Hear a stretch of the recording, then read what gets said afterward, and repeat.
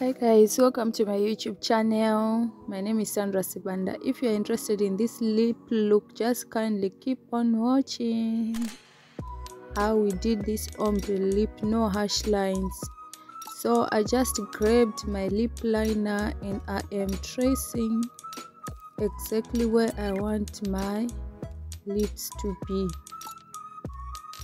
So you just need to trace and you will join your line together. So I just did it for the beginners who would like something new and easy.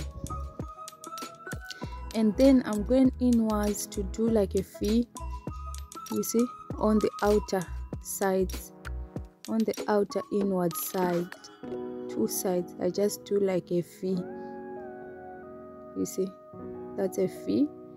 So exactly I'm going to tint inside with my lip liner, black lip liner.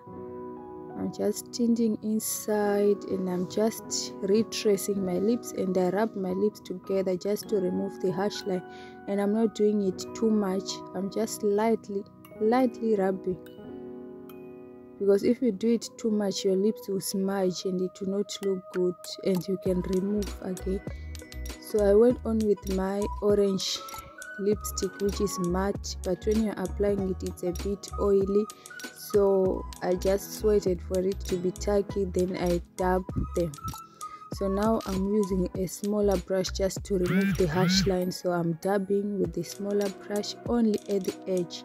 Do not dab on top of the lipstick in the middle, because this lipstick will just expire, because it will just evaporate,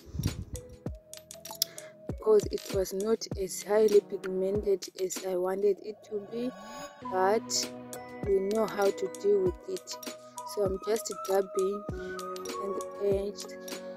And for this lip gloss, you don't need to rub it direct with the brush or anything, but you can just use the back of the brush and apply. That's the end, guys.